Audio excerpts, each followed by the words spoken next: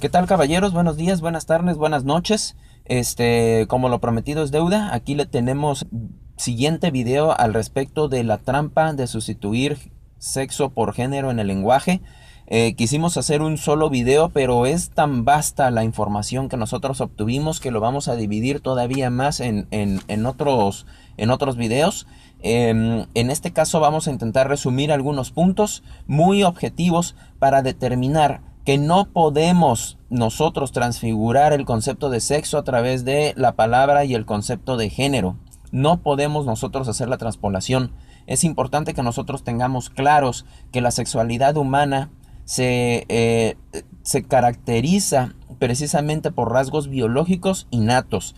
Por un lado, Simon Baron Cohen nos aclara esta situación. Él hizo un experimento muy sencillo. Simplemente puso a niños con un día de edad que no tenían ningún tipo de influjo social, obviamente, que no tenían ningún tipo de educación todavía.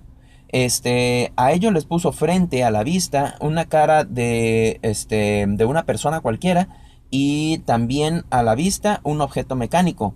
¿Qué pasa? Que los niños pasaron mucho más tiempo viendo al objeto mecánico y las niñas se pasaron mucho más tiempo viendo a la cara de la persona. Esto tiene mucho que ver con la comunicación humana, tiene que ver con la cuestión relacional, interpersonal, que más adelante vamos a desglosar obviamente, con fuentes fidedignas.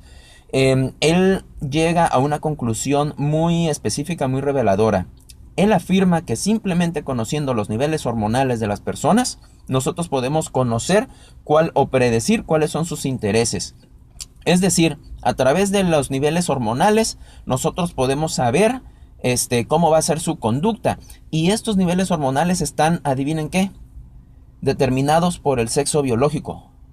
Ok, Anna Campbell, inglesa psicóloga evolutiva, tras años de investigación, llega a la siguiente conclusión. Voy a leer textualmente. Si las mujeres son las que dan a luz, amamantan y crían a sus hijos, sería muy sorprendente que no hubiese algún tipo de mecanismo psicológico que les ayudase a cumplir sus tareas haciendo de estas labores un acto placentero.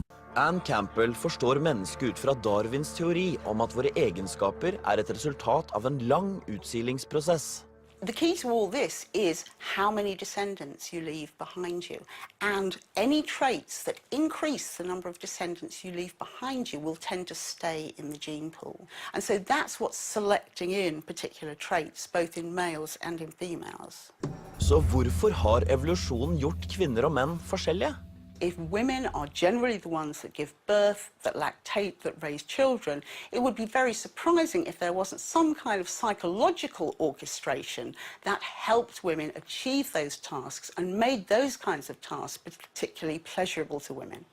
Por último, tenemos a Desmond Morris, muy conocido, zoólogo, etólogo y un analista muy preciso a la hora de determinar y explicar el comportamiento entre los sexos o los diferentes comportamientos entre los sexos distintos, hombre y mujer.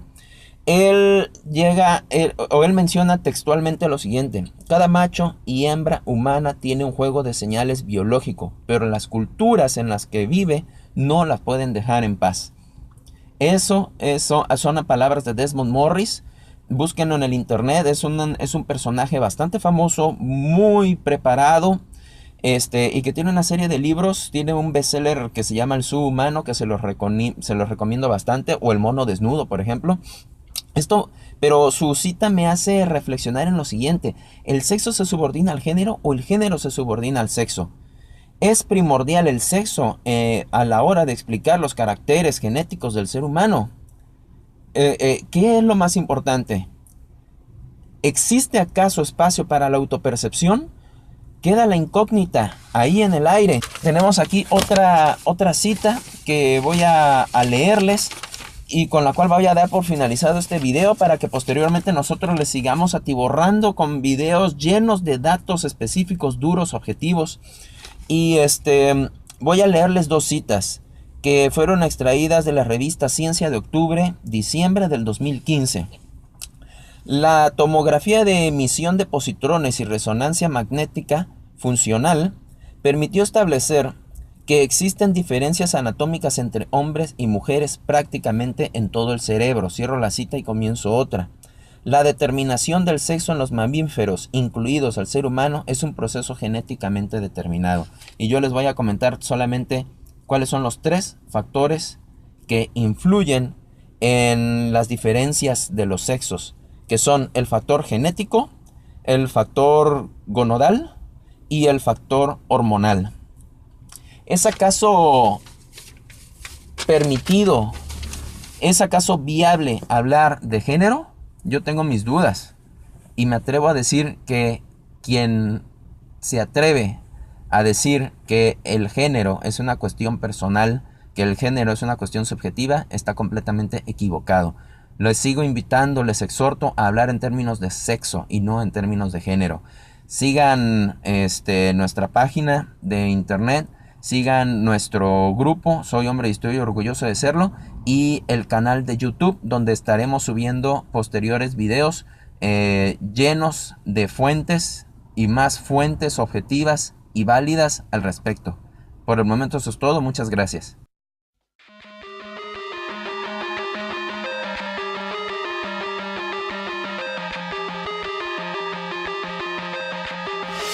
I won't suffer, be broken.